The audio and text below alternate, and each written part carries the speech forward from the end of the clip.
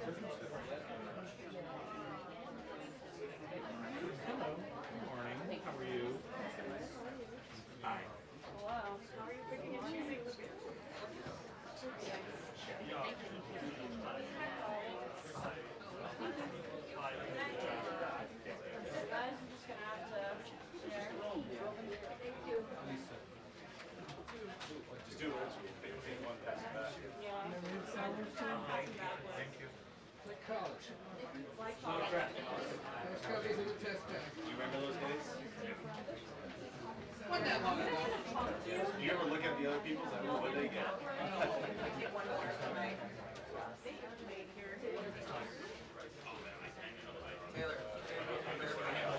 Really? Should I just like frisbee it?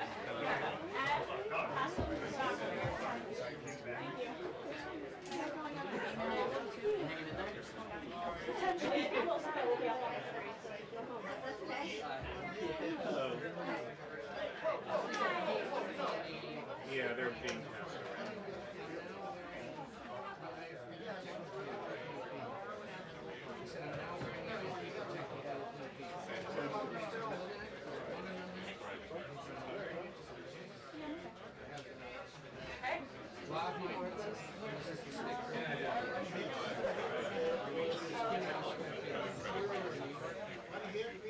Thank you guys so much.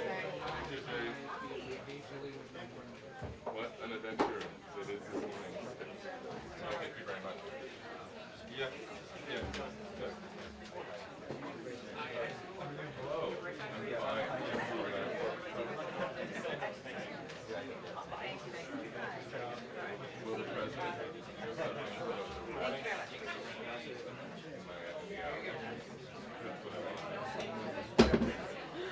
Morning. Hey, Lauren. Sorry, you guys, pardon me. How are you? Hey. Hey.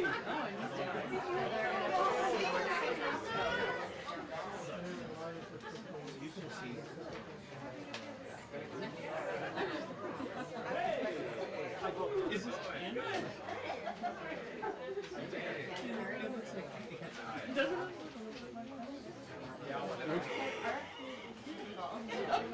This is actually bridging lots of different, okay.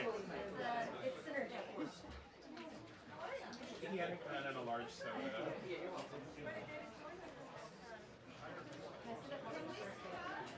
It's good. So there's like nothing we can really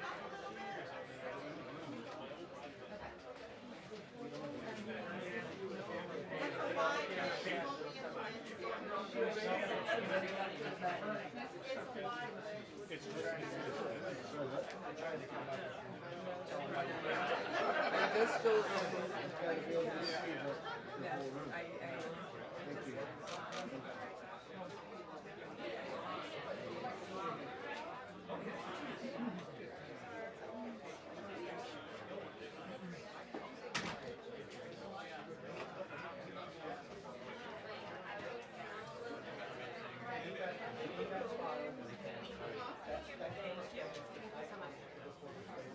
And like 10 more copies. Does anyone else need them? Pass them back. Pass it back. Yeah. Thanks.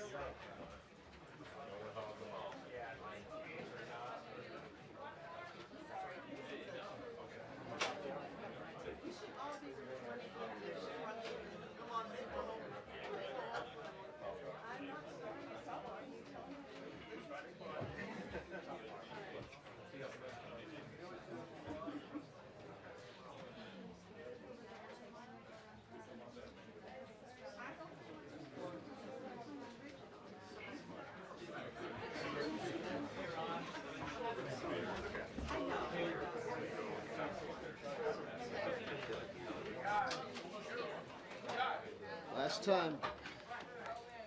But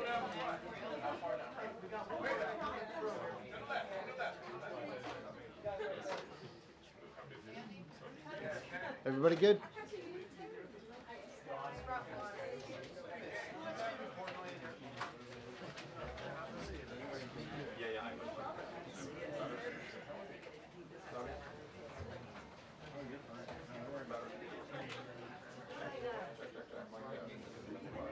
Anybody? Hey.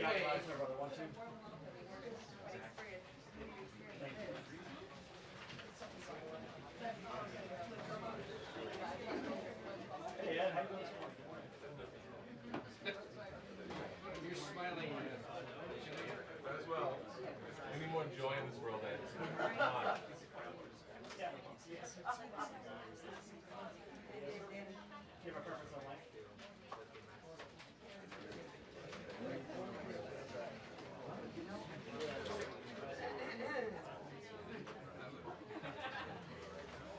I will do like it. Okay, that would work. That would work. If no one will. Yeah, they will. They said they're going to.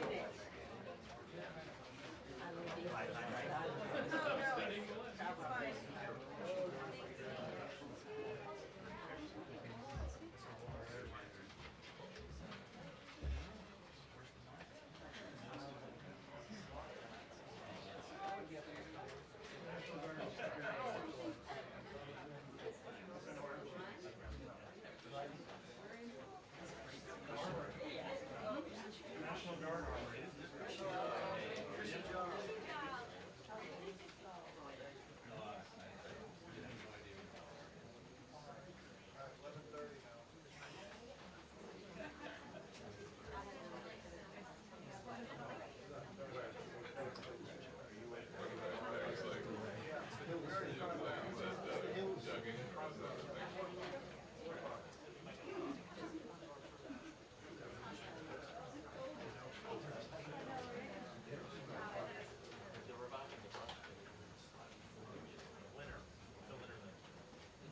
Your shoulder makes an appearance in my photo. Dana and Bill, good morning to you once again. You're right, this issue will be front and center when the president arrives here in the press briefing room in the next few minutes. You can imagine quite the crowd in here. A lot of focus, of course, will be the president's comments on his plan and his words to tackle a crime rate here in D.C. that he believes is unacceptable. Murders, carjackings, robberies, we have seen all sorts of crimes in D.C. since the pandemic. While numbers appear to peak in 2023, we have seen a dip, but the president still believes that the crime in the district, the nation's capital, is still unacceptable. What do we expect to hear from the president today? One will be whether or not the National Guard will actually be deployed on the streets of D.C. Fox hearing up to 1,000 National Guard officials, troops will be made available, but whether that number holds or if it's rolled out all at once is yet to be seen. Over the weekend, we saw a number of federal law enforcement agencies, ICBP, FBI, ATF, out on the streets with DC Metro Police, also looking into what's happening on a daily basis. Just over the weekend in Navy Yard, it's a beautiful part of DC, right near where the Washington Nationals play. We saw a fight break out, lots of teenagers, gunshots, and from that we also saw the city impose a juvenile curfew because so much of the focus data has been on the younger offenders in the district and whether or not the penalties have been too light for those people 14, 15, 16 who may be committing crimes. I remember we saw a number of carjackings from the last 2 years or so where it was shocking to find out that it would be a 14 or 15-year-old that would rob somebody at gunpoint and of course make off with the vehicle as well.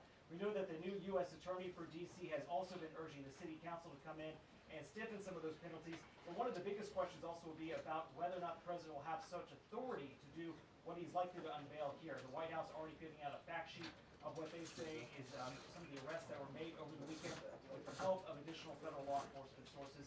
But one of the other questions would be whether or not we see Congress try to rein in some of D.C.'s self-governing authority that dates back several decades. It's something that Republicans up on the Hill have talked about for a long time, but may not have had the votes to do just that. D.C. has a Democratic mayor, Muriel Bowser, who had been critical of Trump in the past, especially after what happened in early of 2021. But since then, they seem to have found somewhat of a working relationship. She was on another network over the weekend in which she said that the president would be in his authority to send the National Guard out to help with D.C. police, to help with law enforcement. But we've also heard from other D.C. officials, including the sole delegate of D.C. up on Capitol Hill, who believes she does not believe the president has such authority. So obviously the focus will be on what the president is able to implement, what kind of time frame he's looking at. The White House putting out this fact sheet, basically comparing the murder rate of D.C. to other world capitals, looking at Colombia, looking at London, and whether or not those numbers would be acceptable. There's been a lot of talk also about crime this year compared to years past. D.C. police, as well as the mayor's office, has been trying to point that crime is still down from what they saw just a few years ago, but crime before the pandemic still a major issue, and like we talked about the incidents over the weekend, it is still everywhere, whether you're even just leaving the White House, going up in the National Mall area, 8th Street corridor. If you've been to D.C., there is a lot of this area that is absolutely still under a concern for D.C. police. There's also been a question about resources, how many officers left the force after the pandemic. Dana, we'll see if the president weighs in on this, as well as his upcoming summit with Russian President Vladimir Putin on Friday. Dana. All right.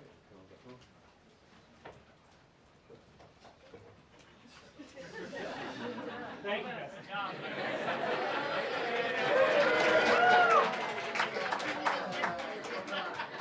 All right, Gabe, no pressure. Next.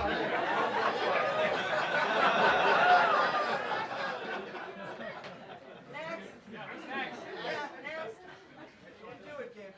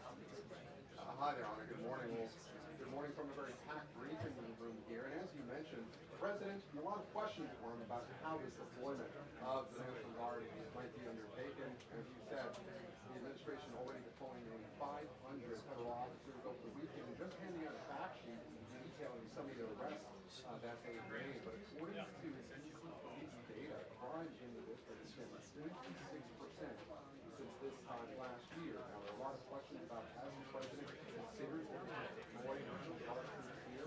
Where might they be deployed? The mayor has been brought into these plans according to a source close to her office. So we're waiting to hear right now in a few moments what the president plans to do with that fact sheet handed out by the administration thus far. And a post on social media several hours ago, the president saying that DC will be, quote, liberated today. And I was forced on it as not to hold the topic that we're expecting to hear from the president. Preparations are underway. High stakes meeting between President Trump and Russian President Vladimir Putin on a major unanswered question right now. Will President Zelensky be invited to that summit on Friday in Alaska? And what types of concessions might the Russians be prepared to undertake? The president suggesting that Ukraine might have to cede some territory. Of course, that is something that the Ukrainians have long said that they would not be willing to do. So that, along with many other questions, war jobs, and also reaction to the judge's ruling yesterday.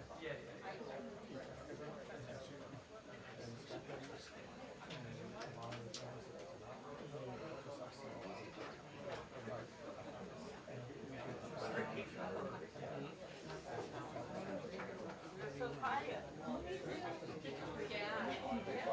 Great job. Great job.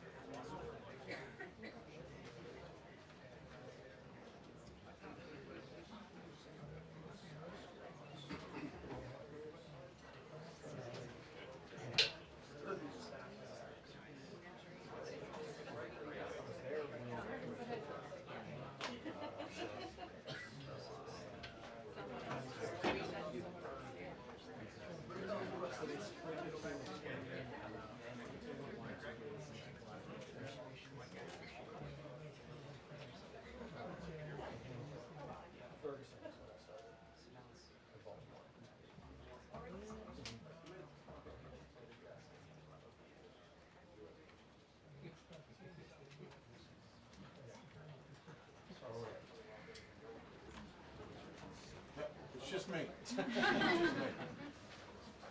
Brian. Do they look ready back there? Yeah. No. No. I'll get down there. The camera pan. Yeah. I'm gonna be swinging to cover the whole room. I bet you. I'm gonna get Get a seat. Yeah, I will. They're not, it's not imminent right now.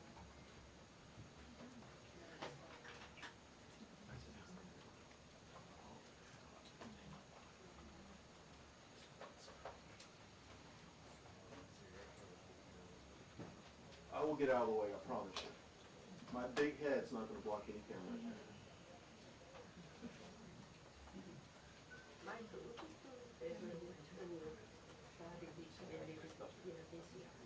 Thank you.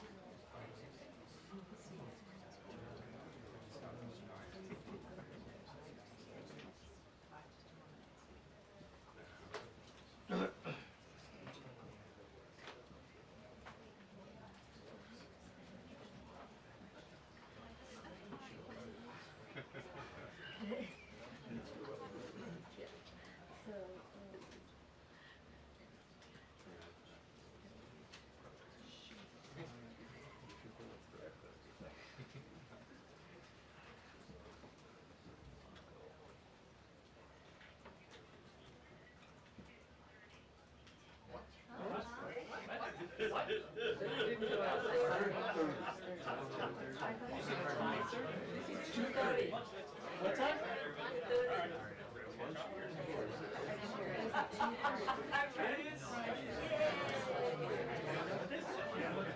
I'm sure. Man of the people.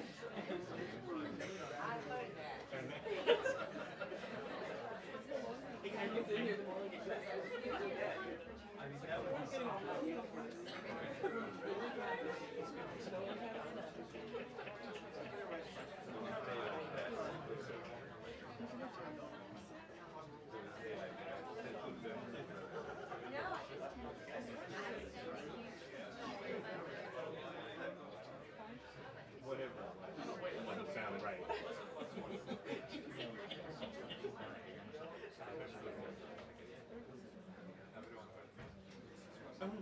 All right. They made no official announcements, so I don't know whatever we heard didn't come from them. So it's still on standby. Thank you very much. Thank you. And everyone will love my second question today that I'm going to ask the president. They're going to love it. Everybody in there will love it. They'll applaud it. That's pretty cool. Whoa. But I was out. I never knew that. There was literally something that went across the way.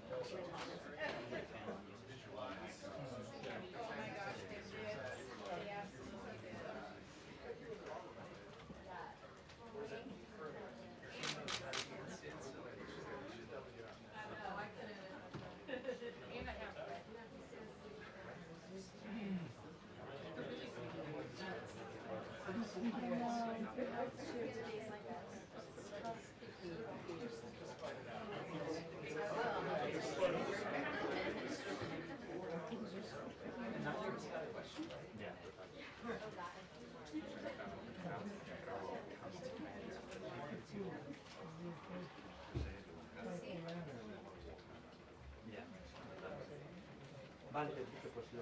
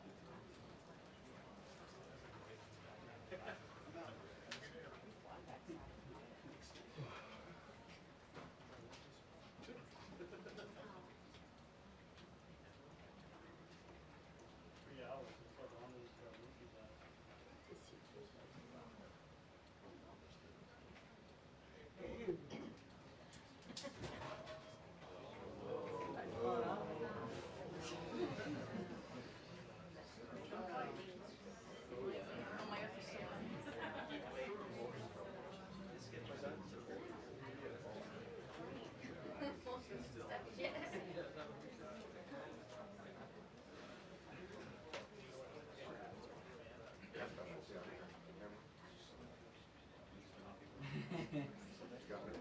I'm off camera. Can you hear me?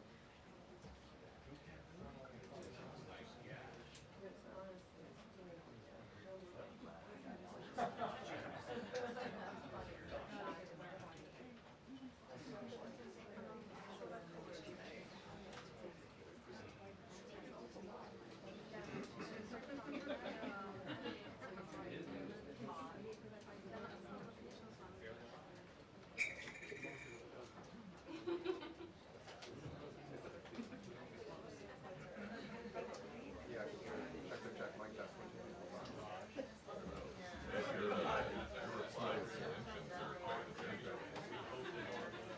All kinds of personalities down there.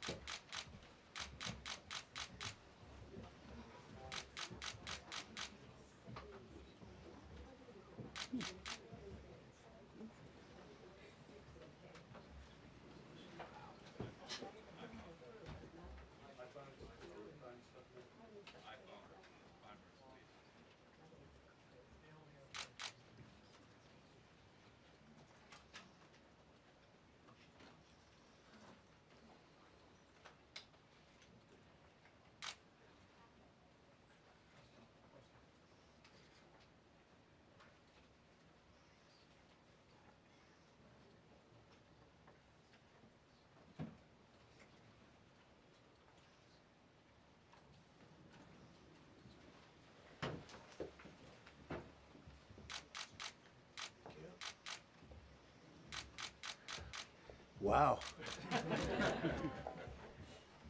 I've been up here a lot. I've never seen a crowd like this. I think we need a ballroom, and that's happening. It's going to be a beautiful ballroom. This is really a lot of people, most I've ever seen in this room. And we're here for a very serious purpose, very serious purpose. Something's out of control, but we're going to put it in control very quickly like we did on the southern border. I'm announcing a historic action to rescue our nation's capital from crime, bloodshed, bedlam, and squalor, and worse. This is Liberation Day in D.C., and we're going to take our capital back. We're taking it back.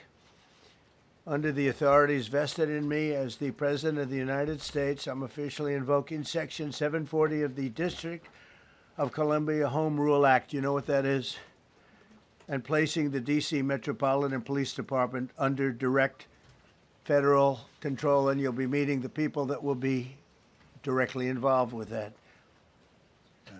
Very good people, but they're tough, and they know what's happening, and they've done it before.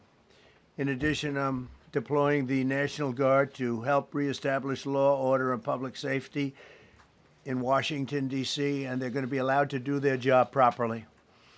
And you people are victims of it, too. You know, you're reporters, and I understand a lot of you tend to be on the liberal side, but you don't want to get mugged and raped and shot and killed. And you all know people and friends of yours that happened. And so you can be anything you want, but you want to have safety in the streets. You want to be able to leave your apartment or your house where you live and feel safe and go into a store to buy a newspaper or buy something.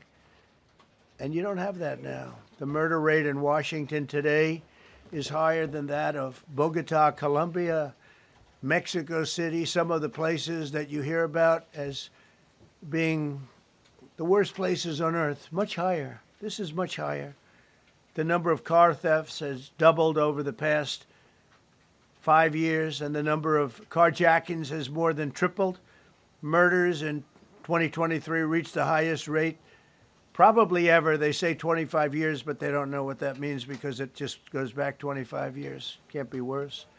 Our capital city has been overtaken by violent gangs and bloodthirsty criminals, roving mobs of wild youth, drugged out maniacs and homeless people.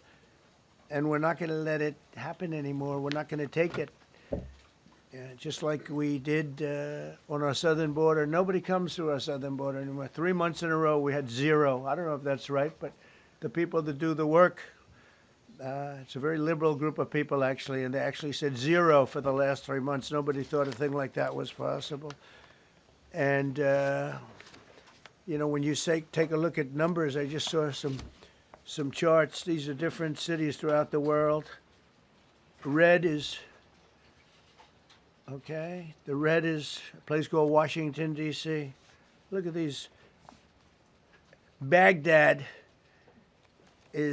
we doubled up on Baghdad. Panama City, Brasilia, San Jose, Costa Rica, Bogota, Colombia, heavy drugs. Mexico City, I mentioned, Lima, Peru, all double and triple what they are. So do you want to live in places like that? I don't think so. I don't think so. And I think the people in this room, if you wrote correctly, you'd see, look at the kind of numbers we have. D.C., 41 per 100,000, number one that we can find anywhere in the world. Other cities are pretty bad, but they're not as bad as that. Is that where you want to live? The reporters of the world?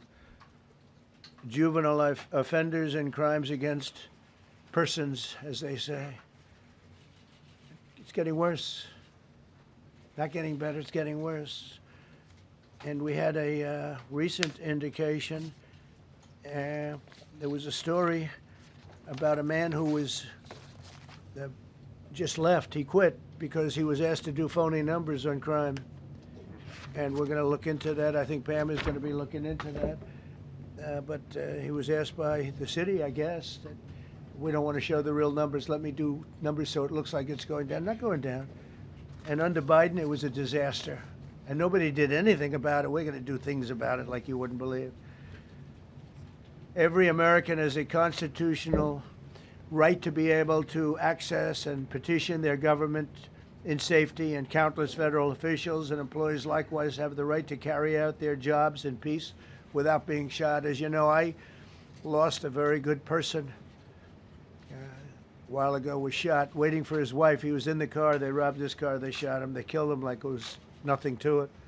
She was walking to the car. It's a horror show. This issue directly impacts the functioning of the federal government and is a threat to America, really. It's a threat to our country. We have other cities also that are bad, very bad. You look at Chicago, how bad it is. You look at Los Angeles, how bad it is. We have other cities that are very bad. New York has a problem. And then you have, of course, Baltimore and Oakland. We don't even mention that anymore. They're so far gone. We're not going to let it happen. We're not going to lose our cities over this. And this will go further. We're starting very strongly with D.C., and we're going to clean it up real quick, very quickly, as they say. Days ago, a former member of the DOJ staff was savagely beaten by a band of roving thugs after defending a young woman from an attempted carjacking. He was left dripping in blood. He thought he was dead, with a broken nose and concussion. Can't believe that he's alive. He can't believe it. In June, a 21-year-old congressional intern was tragically killed after being hit by a stray bullet in a drive-by shooting. A former Trump administration official named Mike Gill, fantastic person, was murdered last year in cold blood in a carjacking blocks away from the White House. We all knew him. Great person. Waiting for his wife as she was walking to the car. A Democrat congressman was also carjacked at gunpoint not far from the Capitol. And in 2023, an aide to Senator Rand Paul was stabbed in the chest and head by a demented lunatic as he walked down the street, just absolutely for no reason. Horrifically, last July 4th weekend, a 3-year-old girl was shot in the head and killed while sitting in a car near the Capitol. It's becoming a situation of complete and total lawlessness. And we're getting rid of the slums, too. We have slums here. We're getting rid of them. I know it's not politically correct. You'll say, oh, so terrible. No, we're getting rid of the slums where they live. Caravans of mass youth rampage through city streets at all times of the day. There are ATVs, motorbikes. They travel pretty well. Entire neighborhoods are now under emergency curfews. Just this past weekend, gunfire went through, and you saw that, the Navy Yard. I saw it this morning. They saw that they fought back against law. See, they fight back until you knock the hell out of them, because it's the only language they understand. But they fought back against law enforcement last night. And they're not going to be fighting back long, because I've instructed them and told them whatever happens, you know, they love to spit in the face of the police as the police are standing up there in uniform. They're standing and they're screaming at them an inch away from their face. And then they start spitting in their face. And I said, you tell them, you spit and we hit. And they can hit real hard.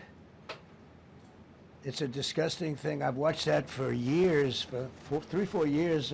I've watched them. The police are standing, and they're told, don't do anything under any search. So and you can see they want to get at it.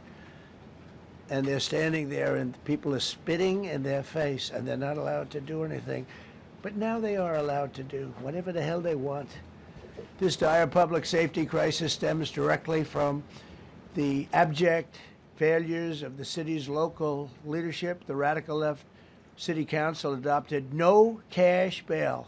By the way, every place in the country where you have no cash bail is a disaster. That's what started the problem in New York, and they don't change it. They don't want to change it. That's what started it in Chicago. I mean, bad politicians started it, bad leadership started it, but that was the one thing that's central, no cash bail. Somebody murders somebody and they're out on no cash bail before the day is out. We're going to end that in Chicago. We're going to change the statute. I spoke with Pam and Todd and everybody. We're going to change the statute, and I'm going to have to get the Republicans to vote because the Democrats are weak on crime. Totally weak on crime. They don't know why. They want to stop because they get mugged too. But we're going to change no cash bail. We're going to change the statute and get rid of some of the other things. And we'll count on the Republicans in Congress and Senate to vote. We have the majority, so we'll vote. We don't have a big majority, but we've gotten everything, including the great, big, beautiful bill. Got that done, and that's one of the greatest things that's ever happened to people in this country. They're starting to figure it out, how good it is. Biggest tax cut in history. So many things. But we'll be able to get that done. So, Todd, if you and Pam can draw up things working with the people, we will. I'll get it passed. We'll get it passed with the Republicans. Probably won't get, think of this, probably won't get one Democrat vote because they have no idea what they're doing. That's why they want men playing in women's sports. That's why they want transgender for everybody transgender. And they just got walloped in an election, in a landslide, and they haven't changed one thing. I saw the other day the certain gentleman who was a very well-known politician, Democrat, was fighting like hell that men should be allowed to play in women's sport. They just don't get it. They said it's an 80-20 issue, and I think it's a 97-3 issue, and I don't know who the three are. I've never heard anybody nobody's ever come up to me, sir, you have to let men play in women's sports. You have to do it, sir. Nobody's ever approached me. I don't know where this issue even comes from. Never seen anything like it. But they turned our nation's capital into a sanctuary jurisdiction. That's the other thing. We have to get rid of sanctuary cities as quickly as possible. We're going to do it, too. We have to. Because it's sanctuary for criminals. Releasing illegal alien gang members onto the streets. In 2022, nearly 70% of criminals arrested in Washington went unprosecuted. That's not going to happen with the group we have standing aside and standing behind me. And at the Metropolitan Police Department, it's now reached a small number relatively compared to what it was, but it's thousands of people. You know, we have thousands of police. I was told today, sir, they want more police. I heard a number, 3,500 police. That's a lot of police. 3,500. I thought they were going to say, we only have 30 policemen or women. He said, we have 3,500. We need more. You don't need more. That's so many. I never heard. That's like an army. How could you need more than 3,000? It just happened 2 minutes ago. Sir, they've requested more police. Oh, what do they have? About 3,500. I said, 3,500? This is not a big area. It's ridiculous. What you need is rules and regulations, and you need the right people to implement them. And we have the right people here, that I can tell you. Look at the border. Biden said there's nothing you can do. Kamala was the border czar. She never called one of the Border Patrol agents who are great. ICE is great. Never spoke to anybody. Never went there. But she was the border czar. And everybody said it was impossible to fix. I fixed it in 3 months. No, really. I fixed it the first week, but really fixed it over the last couple of months. And I mean, literally to a point where, as I said, 0 illegals entering our country in the last 90 days. Pretty amazing. It's time for dramatic action. We're going to do the same thing over here. It's going to be a very safe city very soon. We're not looking to take years, because a lot of people die in years.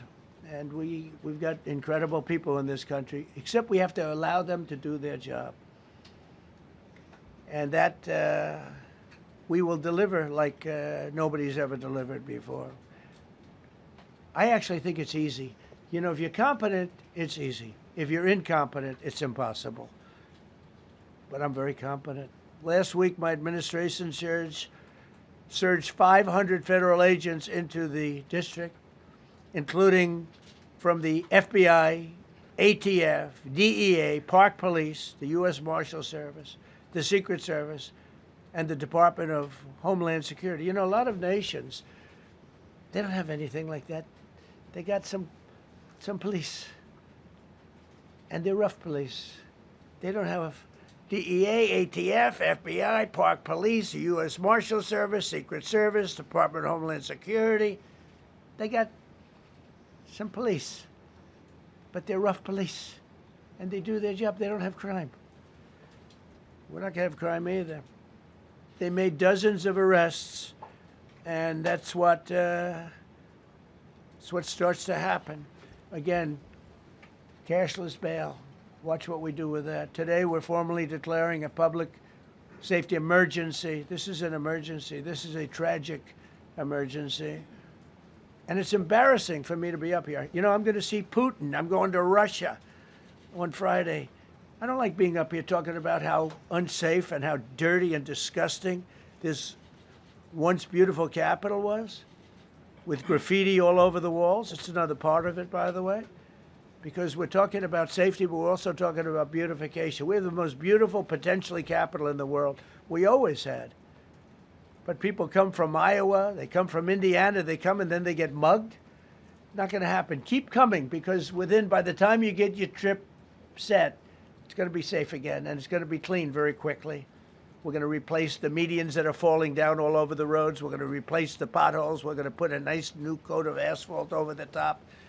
No, we don't have to rip the road out and spend 7 years building a new road because they cut everything. Because some designers said, well, we need a 1/4 of an inch more turn for safety reasons.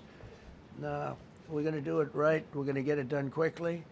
So today we're declaring public safety emergency in the District of Columbia. And Attorney General Pam Bondi, who's fantastic, is taking command of the Metropolitan Police Department as of this moment.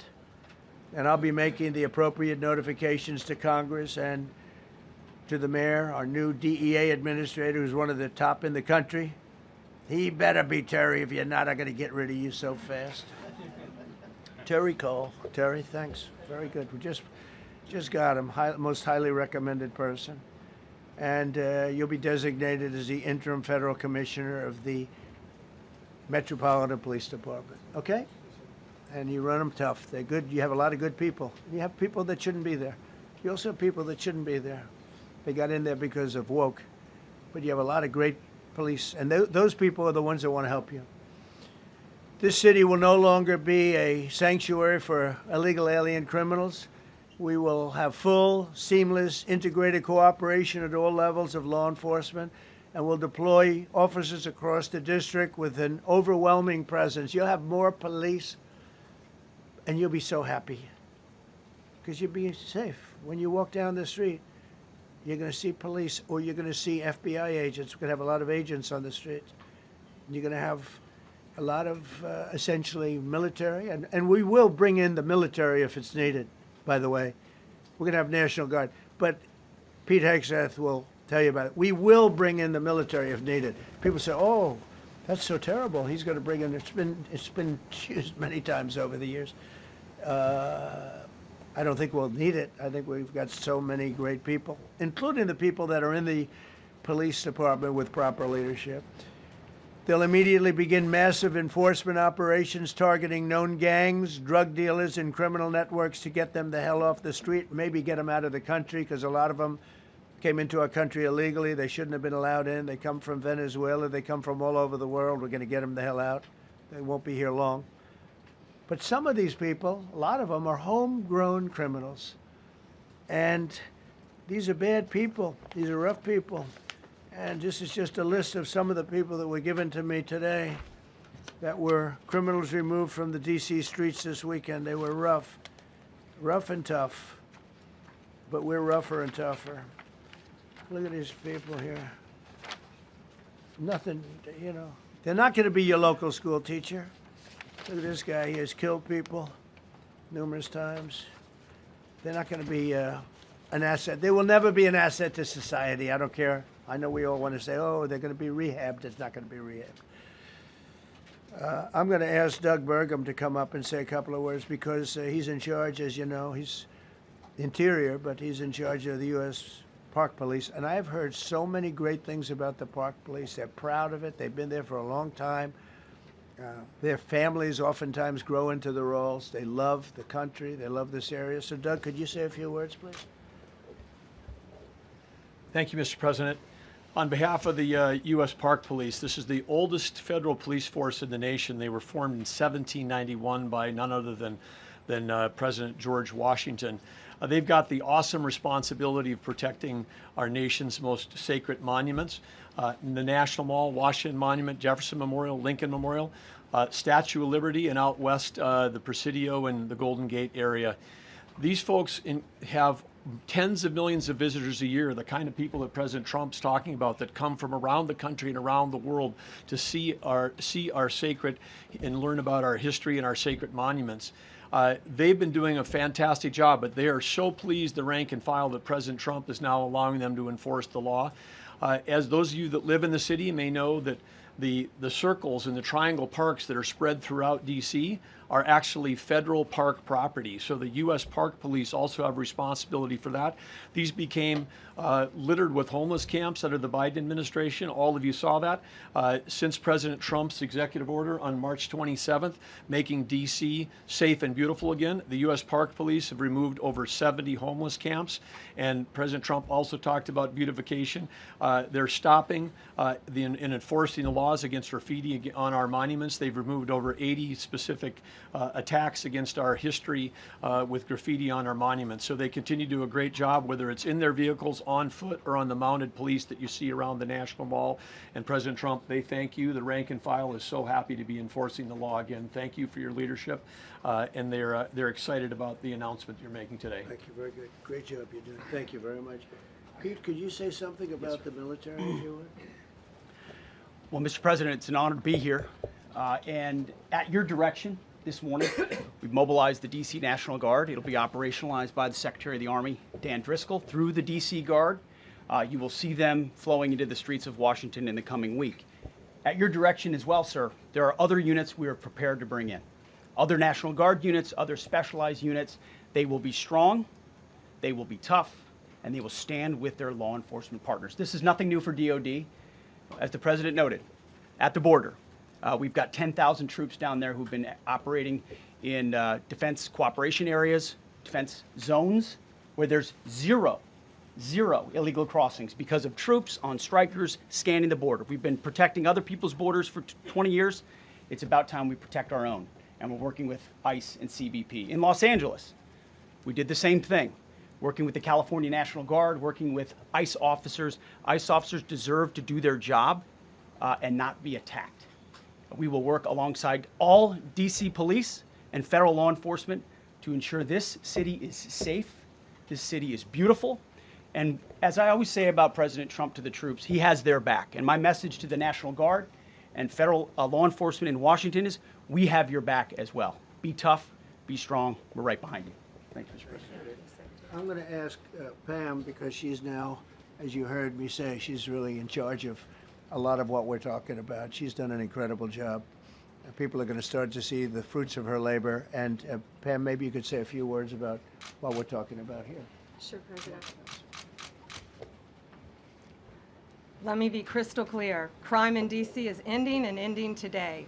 We are going to use every power we have to fight criminals here. President, thank you for caring about our capital. Families come here every summer. Our museums are free. We have the National Zoo. We have the National Gallery. D.C. should be a place where everyone can come and feel safe. Behind me and to my side, we have some of the best career law enforcement and prosecutors in the country who are ready to take this on. As the President said, Terry Cole is going to be supervising the Metro Police Department. Gadi Serralta, our U.S. Marshal, is going to be supervising command and control, the entire operation. Our Deputy Attorney General, Todd Blanche, and I will be working with them closely, along with our great FBI Director, Kash Patel. Kash is going to talk to you in a minute about what we did in Virginia recently with Governor Youngkin. Many of you covered that, and it was tremendously successful. Not only that, our secret weapon here in D.C. is U.S. Attorney Jeanine Pirro, one of the toughest prosecutors and a former judge, and she is going to be talking about juvenile crime, how it's out of control here, and what she's going to do to fight back. No more crime rampant in our beautiful capital. No more teenage girls beating a disabled man to death. No more of that. No more drive-bys. We're going to do everything we can. And working with the ATF Director Driscoll and Commander of the Army, we're going to all work together. That's what we all do in this room. We work together. We fight. Do not underestimate one person in this room. We're going to make D.C. beautiful. We're going to make D.C. safe again. One other thing, just at the wharf a few days ago, the area of the wharf, Terry Cole reached out to me, not even nightfall, on the weekend, where so many families and tourists go. A guy's overdosing from fentanyl on a park bench. In the middle of families around, they administer Narcan and saved his life. No more of that. The President of the United States is going to clean up D.C., and we're going to be there to help him, and we're going to be successful. Thank you. Thank you, Pam. Cash, talk about Northern Virginia, if you will. Northern Virginia, we had a big success. Thank you, Mr. President. Thank you, Attorney General Bondi, for your leadership, Deputy Attorney General, and the rest of our interagency partners. Mr. President, the following is what happens when you let good cops be cops, and I just want to highlight that before I get into Northern Virginia. This year alone, under President Trump's administration, we've had over 4,000 child victims identified and found. That's a 33% increase from the same time period last year. 33% increase. We've had a seizure of 1,500 kilograms of fentanyl up to this date. That is a 25% increase since the same time period last year. And just to put it in perspective, 1,500 kilograms of fentanyl is enough to kill 115 million Americans. 115 million Americans. Cops are getting after it. The FBI has arrested 19,000 people this year alone. Thanks to President Trump's administrations, that's double than where we were this time last year. And we have also arrested 1,600 people who have committed violent acts against children. 270 of them are human traffickers of children. Mr. President, this is what happens when you have great leadership at the Attorney General with Pam Bondi, your administration's priority of protecting the homeland and protecting American citizens and protecting our children, and the murder rates are plummeting. We are now able to report that the murder rate is on track to be the lowest in U.S. history, in modern recorded U.S. history, thanks to this team behind me and President Trump's priorities. And how do we do it? And what are we going to bring to D.C.? What we did in Northern Virginia, thanks to Terry Cole and Governor Youngkin and the team, we stood up a task force out in my Northern Virginia field office, and we said, let's let good cops be cops, let's get them the intelligence and what they need, and let's get the red tape out of their way, and let's get DOJ partnered up with us to bring great prosecutions, and that's exactly what we did. In 1 month, we arrested 545 violent felons. 545 in the state of Virginia, thanks to Governor Youngkin's partnership. And that simplicity in law enforcement is what's coming to Washington, D.C. When you let good cops be cops, when you give them the intel they need, when you work with our Homeland Security Task Force, when you work with Terry and Gaddy and I go way back to Miami, these guys are great leaders of the respective departments and law enforcement capacities. And when you have the DOJ and President Trump driving behind this mission, we are going to clean up Washington, D.C., and we're going to do it the right way, the lawful way, and we're going to make sure Washington, D.C. is safe again.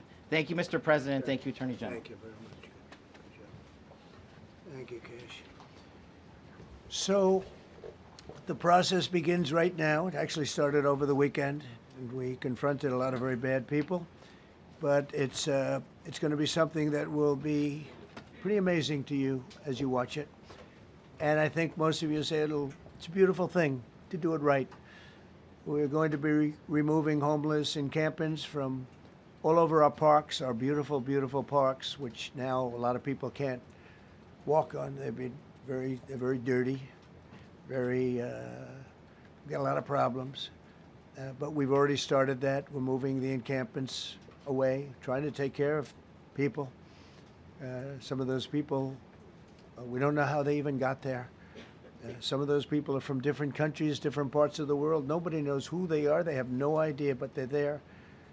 We're getting rid of the people from underpasses and public spaces from all over the city. There are many places that they can go, and we're going to help them as much as you can help.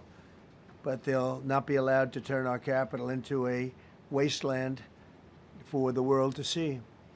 The Metropolitan Police Department and the federal authorities will be supported in the effort, a really big effort, the 800 DC National Guardsmen that we'll put on, and much more if necessary, much more. You remember I said, I offered 10,000 once. Remember I said to a certain person, a person who I thought always was highly overrated, not very competent, but I said, if you need them, we'll give you 10,000 of the military or the National Guard. They turned me down. But if necessary, we're going to move service members directly to joining the Guardsmen, and that'll take place very rapidly, and that'll be done in conjunction with Pam and with Pete and everybody else. Washington, D.C. should be one of the safest, cleanest, and most beautiful cities anywhere in the world, and we're going to make it that. We're going to make it safe. We're going to make it smart. We're going to make it beautiful, so beautiful. Some of the buildings, we're going to add to it. You see what we've done at the White House. White House is a whole different building. I do that in my part-time because it's a natural instinct as a real estate person. I was very good at that, and I was very good at fixing things up. I like fixing things up. You see what's happening. The marble floors are being reinstalled, renovated, fixed. The whole place is becoming very beautiful. We're going to be adding a magnificent ballroom, most beautiful ballroom, I think, anywhere. We need it. I would have certainly loved to have had it today. I think we would have filled it up. A lot of you are standing outside, can't get in this room. I have never seen the room like this, which tells me that you want to talk about, I mean, this was a D.C. news conference. It tells me that you want to talk about crime in D.C. and beautification of D.C., but I'm going to put that's easy. And I think, frankly, fixing the crime with the pros, fixing the crime is easy, too. A person who I've known for a long time, and she's been incredible. She was a fantastic, one of the best ever district attorneys in New York. She was in Westchester, and she became a judge, very successful judge. And then she went into Showbiz because she was such a good DA and such a good judge, tough judge, but fair, always fair. Nobody ever complained about that, but she was tough.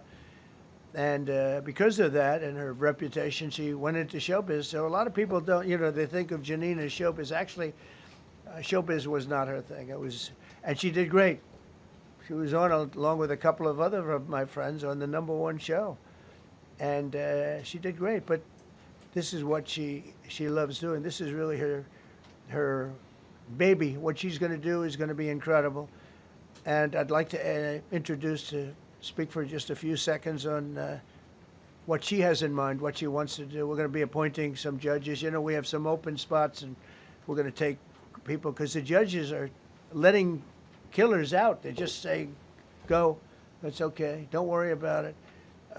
So we're putting some, Pam recommended, Todd recommended, some judges that are great. Janine recommended. Janine's given me 3 great candidates already. We have about 10 open spots, and we could probably create some more. We need them. Janine, would you say a few words, please? Thank you very much, Mr. President, and thank you, Madam Attorney General, and to all my partners here. We all want the same thing. We all want a safe city. We want a safe capital. We want to be able to bring our families here. We want to be able to come and enjoy the history that makes this place great. And unfortunately, we are not in that position right now. And Mr. President, I want to thank you for taking the step that we need right now to make criminals understand that they are not going to get away with it anymore. And I'm not going to stand here and go over and over the cases. But what I can tell you is this. I see too much violent crime being committed by young punks who think that they can get together in gangs and crews and beat the hell out of you or anyone else. They don't care where they are. They can be in DuPont Circle, but they know that we can't touch them. Why? Because the laws are weak. I can't touch you if you're 14, 15, 16, 17 years old and you have a gun. I convict someone of shooting another person with an illegal gun on a public bus in the chest, intent to kill. I convict him. And you know what the judge gives him? Probation. Says you should go to college. We need to go after the D.C. Council and their absurd laws. We need to get rid of this concept of, no cash bail. We need to recognize that the people who matter are the law-abiding citizens. And it starts today But it's not going to end today, because the president is going to do everything we need to do to make sure that these emboldened criminals understand we see you, we're watching you, and we're going to change the law to catch you. And my final note is this. These kids understand that the jurisdiction is through the state attorney general, Brian Schwab. I did a poster of the young man from Doge who was beaten bloody with a severe concussion, a broken nose. And then I did a poster of what happens to those kids, because I can't arrest them, I can't prosecute them. They go to family court and they get to do yoga and arts and crafts. Enough. It changes today. Thank you, Mr. President. Thank you, Jim. You're welcome. Great job. Thank you. If I could, I just signed some executive orders. I'd like to have Will please come up, and we'll let the people know what we signed. Do you want to put them down? Yes, sir. Go ahead. A short while ago in the Oval Office, President Trump signed 2 crucial executive actions to deal with the emergency crime conditions we currently face in the District of Columbia. The first of these was an executive order, as President Trump said before, invoking his powers under Section 40 of the Home Rule Act to take federal control of the D.C. Metropolitan Police Department. Along with that executive order, President Trump signed the statutorily required notification letters to Mayor Bowser and to the relevant House and Senate committee leaders. The second major executive action that President Trump signed was a presidential memorandum directing the Secretary of Defense to utilize the National Guard to address the conditions we see on our streets here in D.C. It also authorized the Secretary of Defense to work with state governors to utilize their National Guard units if necessary as well. These are bold, decisive steps intended to combat the out-of-control crime conditions we've seen on D.C.'s streets for far too long, and I, for one, am deeply proud to be part of an administration that's finally coming to terms with these issues, sir. Thank you very much. Sir. Thank you. So, just to conclude, Washington, D.C. should be one of the safest, cleanest, most beautiful places anywhere in the world. It was years ago. We had one problem that was a pretty big problem. The radical left got out of control and they started trying to rip down statues. And I said, let's go pass a law real fast. We're going to do it real fast, but we were blocked by the Democrats who do not want safety. Nobody gets it. I don't get it. They don't get it because they can't get votes. I don't know how they can win an election with this, but they don't want safety. And I found an old statute, very old, early 1900s, that said if you so much as touch or even think about destroying a statue or a monument in Washington, D.C., you go to jail for 10 years with no probation, no anything. In other words, slightly different than we have today. Today we have cashless bail. Today you get jailed 10 years. No curtailed sentence, 10 years. And we took it out. Nobody used it. It was never used because, you know, it's harsh. And you remember they started to rip down the statue of Abraham Lincoln. I said, that's a tough one to rip down. He was pretty good, Pam. I think he was pretty good. When the ropes started going around Abraham Lincoln to pull him down, Andrew Jackson, others, and they were heading to the Jefferson Memorial, Thomas Jefferson. They're going to do a big number there. I said, it's time. And I signed that statute immediately. We had it updated. We made it use the same language, all passed by Congress. And I announced it's 10 years in jail, no probation, no anything, 10 years, no curtail sentence if you touch, so much as touch a statue in Washington, D.C. And it was an amazing sight, beautiful sight. Everybody just left.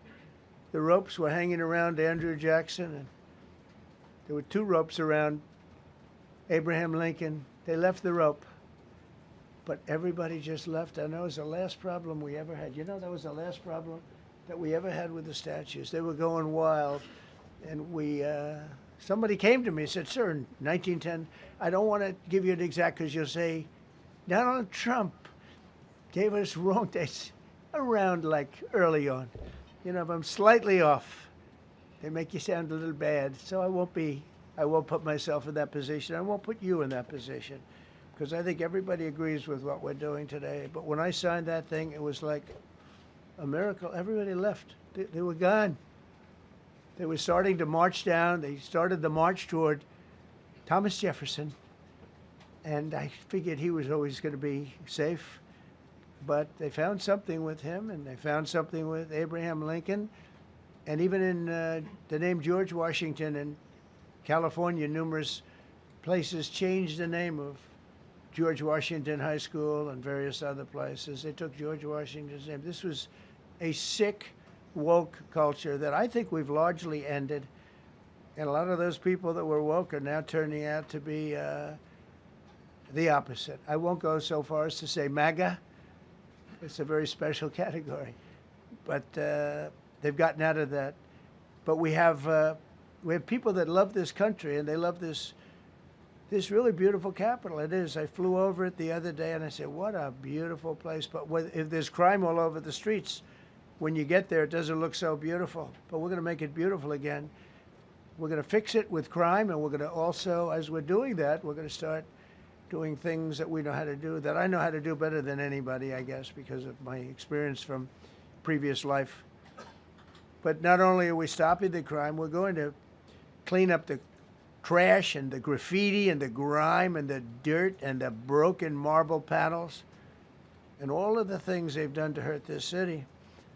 And we're going to restore the city back to the gleaming capital that everybody wants it to be. It's going to be something very special. All of these people are really tough. Could I shake your hand, Gaddy, please? You're going to be so important here. You're going to be that guy. I hope I don't have to fire him in 2 weeks because he's too soft.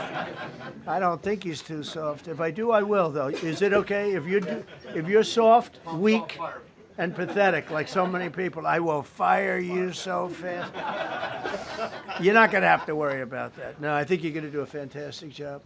And everybody in this room, they may not express it, but they all want that to happen. You know, they want to be safe, and they have families too. So it's an honor to have such a large group. I've done this for years now, hard to believe.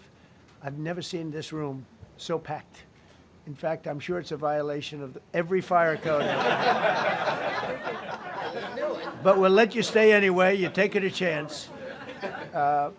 And with that, we'll say, maybe if you could, oh, wow. We could be here all day long. If we could keep the first questions, perhaps, to this subject, and then we'll go on to a few others. Please. Mr. President, thank you so much. Can you talk about how personal of an issue this is? You talked about flying over the Washington Monument and seeing the pride of what D.C. is, and do you believe that the status of the city, the cleanliness, the way that crime is low, is a direct reflection on how the country is run? Yeah, I do. I think the Capitol, look, everyone comes here. They're all coming. All the leaders, they're all wanting to come. And I say it, I've said it again, but I'm really just quoting other leaders from NATO, from the Middle East, King of Saudi Arabia, Qatar, UAE. I was over there. We brought back $5.1 trillion of investment into our country. But a month and a half ago, I was at NATO. We had a great thing. They agreed to put up 5% instead of 2%. 2% they didn't pay, 5% is already paid. We had a great meeting, and they all said the same thing. They said our country was dead. They thought our country was gone. 1 year ago, they said your country was dead. And now you have the hottest country anywhere in the world. We do. We have the hottest country in the world right now. The tariffs have helped. It's given us not only the money, it's billions, trillions of dollars of money, but it gives us great power over enemies. We solved 5 wars with Pakistan and India. We just solved one. Azerbaijan and, as you know, and Armenia. A war was raging for 37 years. And the 2 leaders got up and they said, we never thought this would be solved. Russia tried to solve it. They all tried to solve it. It was a very tough situation, but we got it done and got it done. And I said to the 2 men, I said, are you guys friends? And they had a hard time. You know, they've been killing each other for 37 years, right? One was there 5 years, one was there for 22 years. He said, my whole life I've been fighting this war. and you got it solved. But we did many of those. We did in the Congo and Rwanda. That's been going on for 30 years. 8 to 9 million people killed that they know of, but it was raging, and we got that solved. We got a lot of them done. It's a great honor. But you want to have, when they come, the leaders come to our country to sign documents that the war is over or whatever, or for other reasons. They come for trade. And you want them to come through so beautifully. You ride down those roads, everything should be perfect. You shouldn't have medians falling down into the roadway. Median, you know, the metal things that are always, somebody had a great lobbyist, because I've never seen them look good. I've been looking at those things with the little, right? They're always broken and bad, but here they're really bad. And we're going to either put new or fix it, and it's not expensive. It's not really expensive. And we're going to fix our roads a little bit. We're going to clean up our sidewalks. You have countries where every Saturday the people go out and they wash their sidewalks in front of their stores or their houses. They scrub their sidewalks. So we aren't quite at that level yet. I don't think, Gaddy, we're not quite there yet, but maybe we will. They go out and they scrub. I think it's so beautiful to hear that and to see those stories. But we're going to make it clean. But just to finish with your question, it's a very, very strong reflection of our country. And when they see a bad city, you know, my father always used to tell me, I had a wonderful father, very smart, and he used to say, son, when you walk into a restaurant and you see a dirty front door, don't go in, because if the front door is dirty, the kitchen's dirty also. Same thing with the Capitol. If our Capitol's dirty, our whole country is dirty, and they don't respect us. So it's a very good question, actually. Mr. President, sorry. Question for you on the specific issue. Do you expect more cities to follow DC's path if this goes through? So the idea is that Chicago, LA, San Francisco, would they expect similar action to what we've seen in DC? And the other question, sir, there's reporting that the administration is going to reclassify marijuana. Would that send mixed messages that if marijuana is okay, some drugs are okay, but we're trying to clean up crime? How do they go hand in hand? We're only looking at that. That's early, but you know, somebody reported it, which is fine. We're looking at it. Some people like it. Some people hate it. Some people hate the whole concept of marijuana, because if it does bad for the children, it does bad for people that are older than children. But we're looking at reclassification, and we'll make a determination over the next, I would say, over the next few weeks. And that determination hopefully will be the right one. It's a very complicated subject, you know, the subject of marijuana. I've heard great things having to do with medical, and I've had bad things having to do with just about everything else. But medical and, you know, for pain and various things, I've heard some pretty good things, but for other things, I've heard some pretty bad things. The other part of your question, I mean, we're just going to see what happens with it all. You're going to have, we're going to have a tremendous success in what we're doing. Other cities are hopefully watching this. They're all watching, just like everyone's watching here. They're all watching, and maybe they'll clean up, and maybe they'll do this and get rid of the cashless bail thing and all of the things that caused the problem. I mean, if you go back, this whole thing with cashless bail is a disaster. So many problems came that we never had before. So they're watching us today, and if they don't learn their lesson, if they haven't studied us properly, because we're going to be very successful. I have zero doubt about that. It's going to be. It's a question of will it be really fast, like the border. You know, everyone said, they used to say, Biden used to say, I need legislation. I didn't get any legislation. I called up our people, and we did a great job. Tom Homan was great. As you know, our secretary did a great job. They did a great job. There's no games. They didn't play games. And we're going to have the same thing here. But then I'm going to look at New York in a little while. Let's do this. Let's do this together. Let's see. It's going to go pretty quickly. And if we need to, we're going to do the same thing in Chicago, which is a disaster. We have a mayor there who's totally incompetent. He's an incompetent man. And we have an incompetent governor there. Pritzker's an incompetent. His family threw him out of the business, and he ran for governor. And now I understand he wants to be president. but I noticed he lost a little weight, so maybe he has a chance. You know, you never know what happens. But Pritzker's a gross incompetent guy, thrown out of the family business.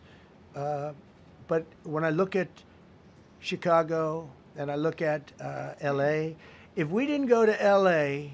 3 months ago, L.A. would be burning like the part that didn't burn. If he would have allowed the water to come down, which I told him about in my first term, I said, you're going to have problems. Let it come down. We actually sent in our military to have the water come down into L.A. They still didn't want it to come down after the fires. But that was it. We have it coming down. But hopefully L.A. is watching. That mayor also. The city's burning. They lost like 25,000 homes. I went there the day after the fire. You were there. And I saw people standing in front of a burned down home. It was, their homes were incinerated. They weren't like, even the steel was literally, it was all warped and literally disintegrated because of the winds and the flame and the whole thing. It was like a blowtorch. They were standing on this beautiful day, maybe a couple of days after. We gave it a little time because what they had suffered. Almost 25,000 homes. And you see what's happening now. They didn't give their permits. I went to a town hall meeting.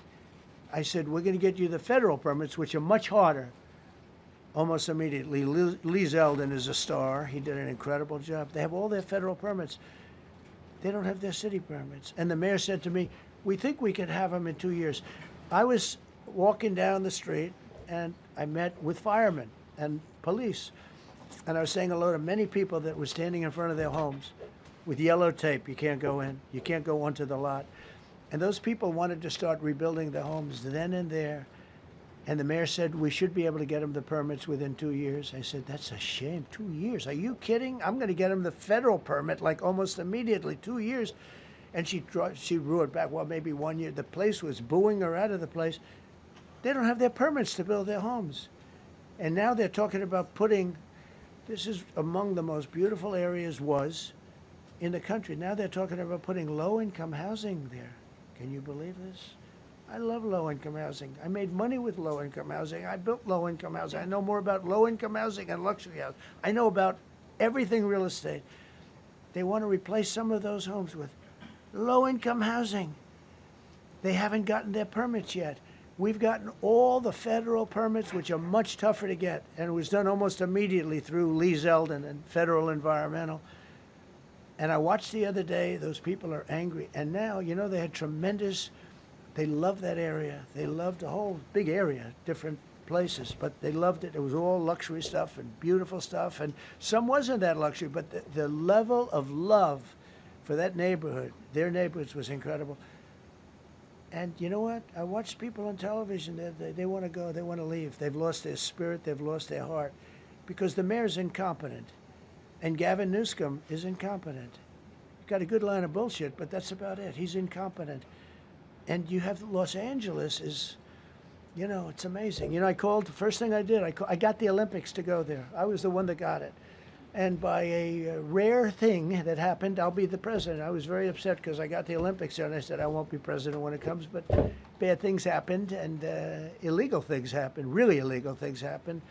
Now it turns out one good thing was I'm going to be the president for the Olympics for 2050, for 250, which is going to be fantastic, and also for the World Cup. So we have a lot of good things, and I hope 250 is going to be, the 250th anniversary is going to be the best. But when I looked at those people, and I saw last night on television that they still don't have their permits, it's a disgrace what's happened in Los Angeles. Yeah, thank you. The China tariff deadline is tonight. Do you plan to extend that? We'll see what happens. China's been, we've been dealing very nicely with China, as you probably have heard. They have tremendous tariffs that they're paying to the United States of America. And we'll see what happens. They've been dealing quite nicely. The relationship is very good with President Xi and myself. President, you mentioned your upcoming meeting with President Putin. Can Yeah. you tell us what you hope to get out of that and whether you'll consider inviting President Zelensky to join? So you have to understand, this is a war that should have never happened. This is a war that wouldn't have happened if I were president. It would have never happened. It was the apple of his eye. I got along very well with President Putin. But if you look, under President Bush, they took a lot of territory. Under President Obama, they took a lot of territory. Under Biden, they essentially took the whole thing. You know, it's just a question of time. Under Trump, you know what they took? Nothing, nothing. I was the one that said, you can't build your pipeline. That was half built. I came in, I stopped the pipeline. It's called Nord Stream 2. Nobody knows that, you know. Nobody ever heard of Nord Stream 2. You might have not even heard it. Biggest pipeline in the world. I stopped it.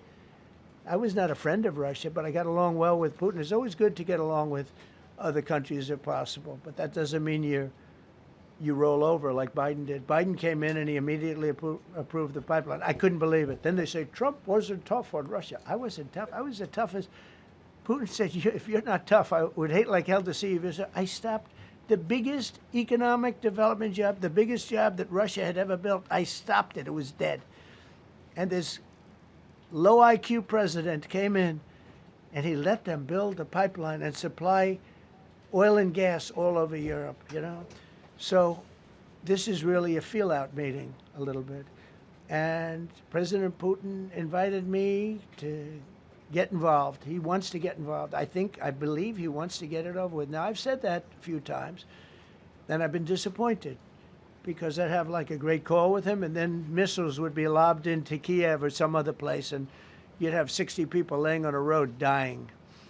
I said, that's cold, that's cold. But it's a violent war. 5,000 to 7,000 people a week are dying. And you know, there's nobody from here. They're all Russian and Ukrainian people, and some people from the cities, much smaller number, but still, those missiles do damage and they kill a lot of people, but mostly soldiers. And they're young soldiers, although in the case of Ukraine, they're getting much older. They're drafting 60-year-olds now. It's a terrible thing to witness, and I think I have an obligation. Look, this is Joe Biden's war. This is not my war. I made a deal with NATO a month ago. You covered it very accurately, actually. We don't pay anything anymore. You know, we're not paying anything. They are buying things from us, and NATO is paying us. I got it raised from 2% of GDP to 5%. And they're paying us for everything that we send. We're not paying. But Biden approved $350 billion. Europe has spent $100 billion.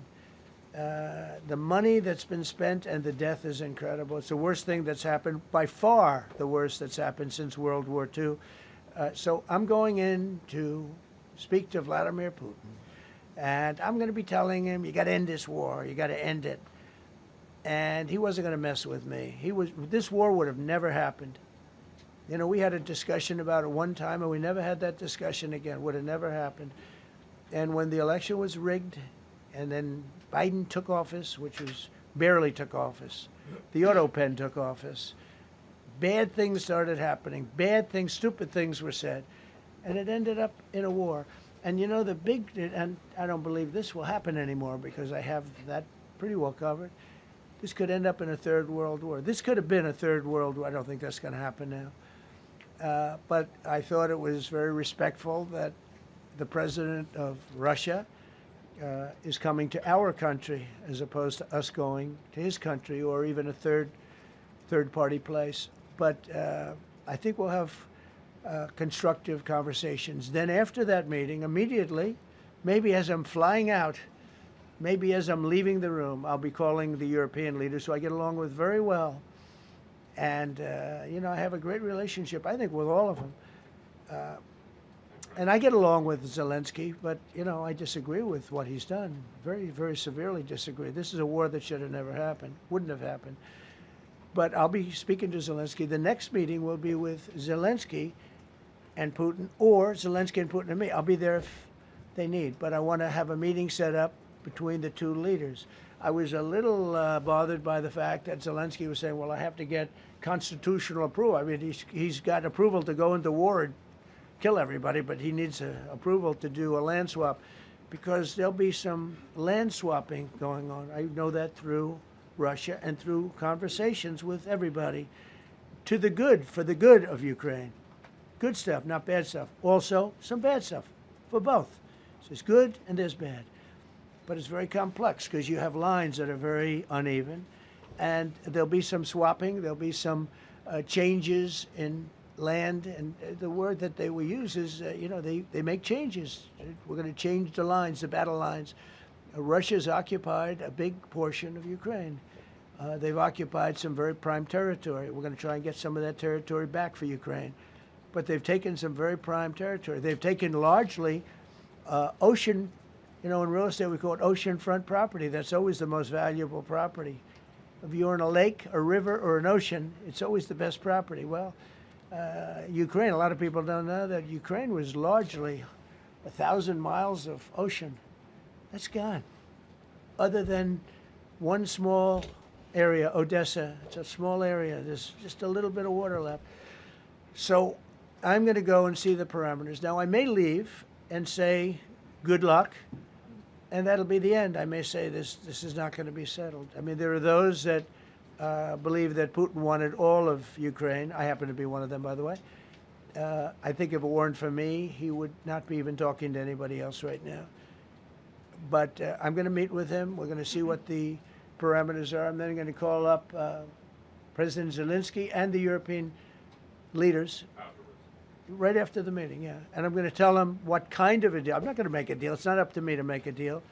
I think a deal should be made for both. I think Russia has to get back into building their country. It's a massive country. I think they have 11 time zones, if you can believe it.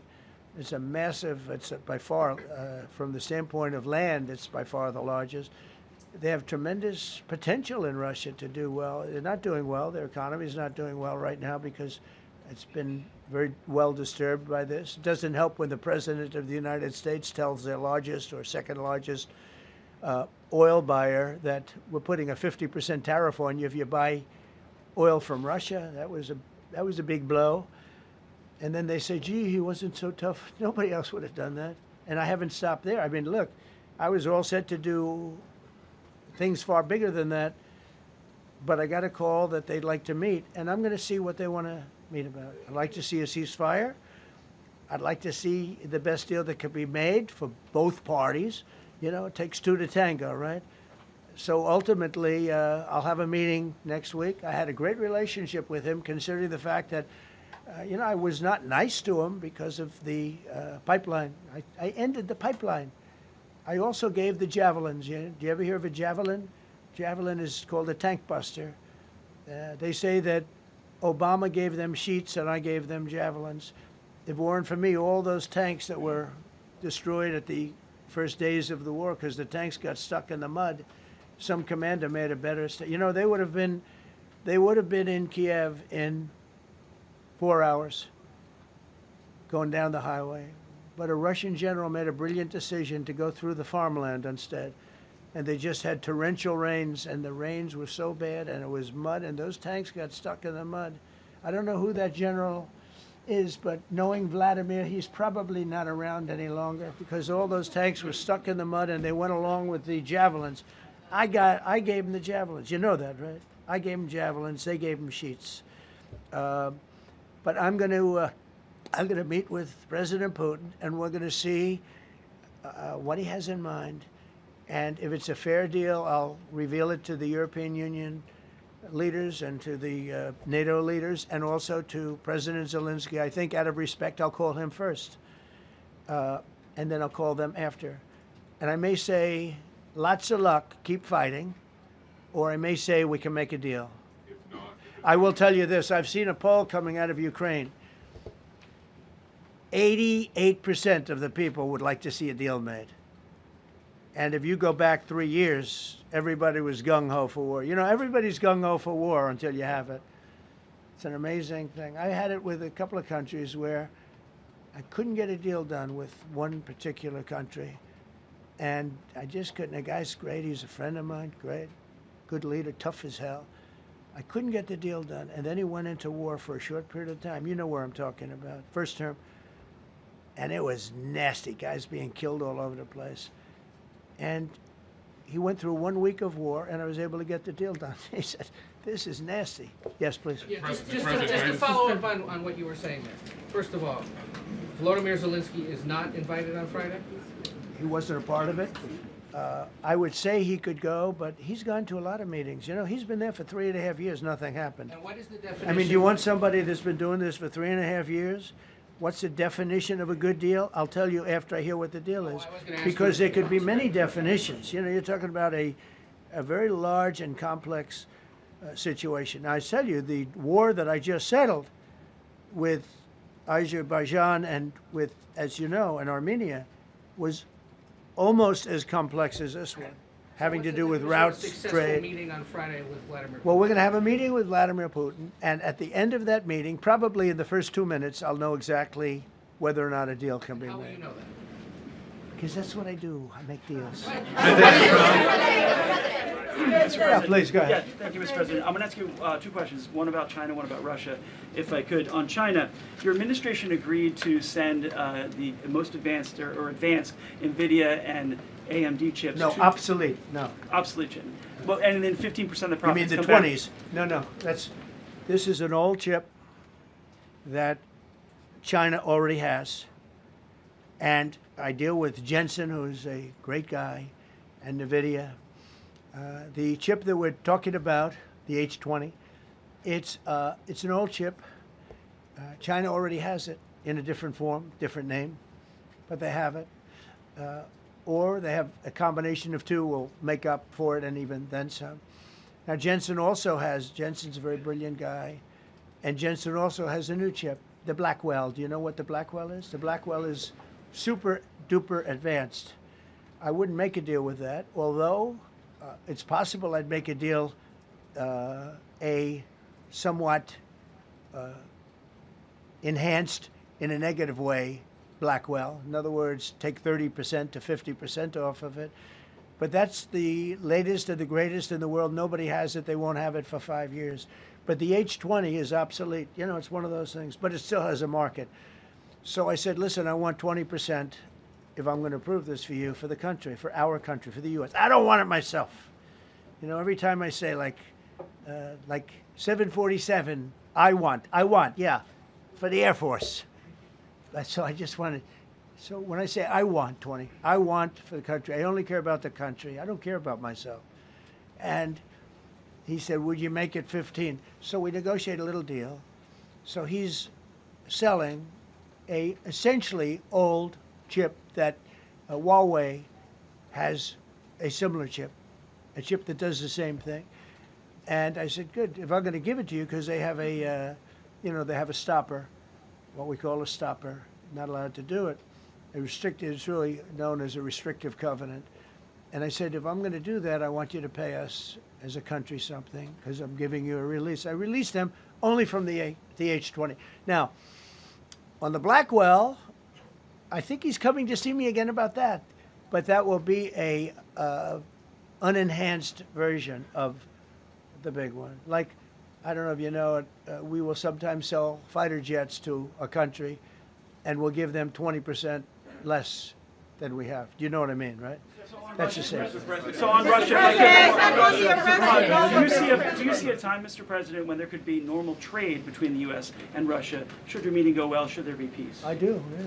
Russia has a very valuable piece of land. If Vladimir Putin would go toward business instead of toward war, you know, it's a warring nation. That's what they do. They fight a lot of wars. A friend of mine said Russia's tough because they just keep on fighting. They beat Hitler, so did we. And they beat Napoleon. You know, they've been doing this for a long time.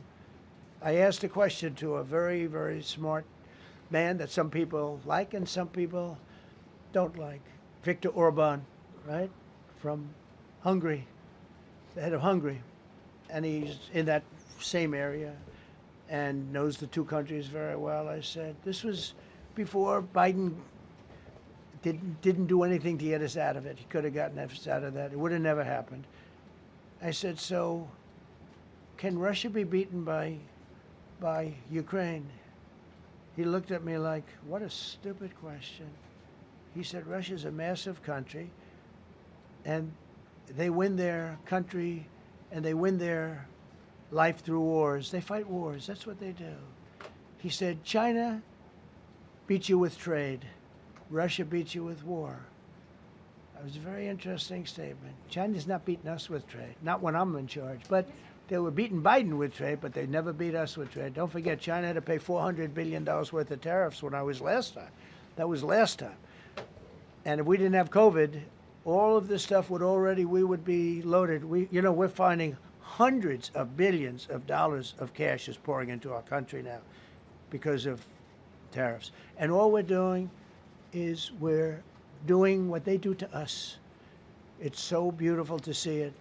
They found last month, as you saw, $25 billion of excess cash flow. They're saying, where did it come from? I said, I'll tell you where it came from. It came from a place called tariffs, and we're doing very well. We're really doing well. But I expect to have a meeting with Putin that I think it'll be good, but it might be bad. And I'm here for one reason, to get rid of a war that somebody else started. Should have never happened. And if I could end it, great. Complex war, a lot of bad blood, But Zelensky's been there for 3.5 years. So if you put him in a room, now I will say this, ultimately I'm going to put the two of them in a room. I'll be there or I won't be there. And I think it'll get solved. Yeah, please be happy. Thank you, Mr. President. Excuse me, I'm going to suggest, because do you have any other questions on DC? Because I don't want them to be. Wait. These are incredible people. I don't want them to be standing up here on subjects. Does anybody have a question of them? And then you guys can leave. Okay, a question, Brian, go ahead. Thank you, Mr. President. All right. And by the way, this is only on DC, and then they're going to leave because it's unfair to have them stand up here all day long. Brian. I've got two questions for you. First, about DC. This is personal for me as well. Last year, I was robbed on the streets by one of these teenage thugs. Had a gun, got away with it. Let's talk about the effort that between law enforcement, prosecutors, and judges, because it's a recycling belt. Like, these kids go, they don't fear the police. They know it. If you talk about how we've got to get these judges and put these kids behind bars, right. Adult crimes deserve adult penalties. And my second question, I'll after you answer that, please. You want me to answer it? Whoever wants to take it. Okay. It's real. Do you want me to answer it? Go ahead. Here's the problem. Assuming that they're 17 years, older than 17 years old, I can get the case. If they're under 18 years of age, I can only get the case if it's murder, rob one, rape, even if they shoot a gun but don't kill you, I can't get it. So the law has to be changed. As the president said, cashless bail. That has to be changed. All right, then even assuming I get the case, I get jurisdiction, I get a conviction, the DC Council has given the judges the ability to give probation on shootings. And so then it's up to them. All of these things, the Youth Rehabilitation Incarceration Reduction Act, and now they want to seal records. So if we work hard, we get a conviction, they want to wipe it out. So that needs all to be changed. Okay, Mr. Question. Pam, would you answer that also? Yeah, and just back to that topic, let's be clear though, we're going to charge them and we're going to track every single thing they do throughout every step of the court process and report back to you and let all of you know what's happening to them, because the people who are prosecuting them, the judges who are trying them, they also need to be held accountable. Mr. President, you also made the comment. This is the most people we've ever seen in this briefing. I've never seen ever, right? Yeah. I've never seen any. Where's Caroline? Where's my superstar? Caroline. Is Caroline in the back? Where's Caroline? Come here, Caroline. Come here, Caroline. Come here. Is she doing a good job, by the way? Come here, Caroline. Is this the largest crowd that you've ever seen? This is definitely the most packed briefing, and I think all of you would agree. I think it's why we need to build a ballroom. Mr. President, I have a better idea. All right, Brian, go ahead. My question is this. You're building the big, beautiful ballroom. Yeah. Could we build a big, beautiful briefing room, updated technology, more seats? I don't want to do that. I don't want you to be comfortable. So no, I don't want to make life comfortable. So look, look. Let's just do this. Let's do this. It's going to be a big thing. We're going to Russia. That's going to be a big deal. What happens, happens. I'll let you know what happens. You'll be the first to know. I'll be calling the European leaders. I'm going with totally. I mean, we have a lot of talks. They're great people. They're great leaders, actually, and they want to get back. Honestly, as one of them said, I've OD'd on trying to settle Ukraine. They've OD'd, meaning they've overdosed on the settlement of Ukraine. Not a nice expression, but boy, is it accurate. They're tired of it. They want to get back to spending money on their countries. You know, Biden gave them $350 billion. Europe gave $100 billion. It should be much more than that. Shouldn't have been that kind of, they should have had equalization, but they didn't. But you know what? Still a lot of money. They want to get back to building their own countries. They really want it resolved. My relationship with the European leaders, as you saw, is extremely good. Like it's perfect. It's beautiful. Wait. And we're going to try. I'll be in touch with them. I have 5 of them call me. You think it's easy? There are a lot of European leaders, but they rely on me. Very much rely on me. If it wasn't for me, this thing would never get solved until the last person breathing is dead. Would you talk to them before? Mr. President. Yeah, I did. I'm talking to them right Mr. now. President. So I'm talking to the European leaders.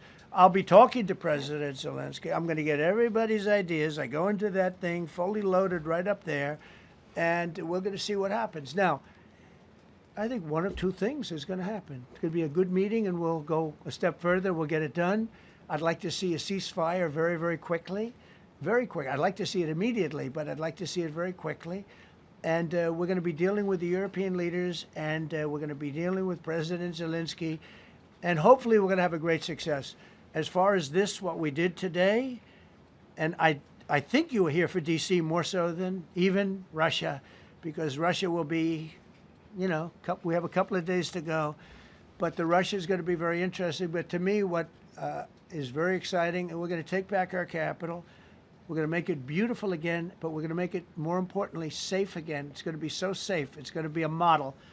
And then we'll look at other cities also. But other cities are studying what we're doing. And you have some capable people in other cities. They can do it too. But we have a great group of professionals. We're going to have a safe, beautiful capital, and it's going to happen very quickly. Thank you all. Thank you all very much. Will the Justice Department appeal the Epstein decision today, Mr. President? How long will the takeover of DC police last?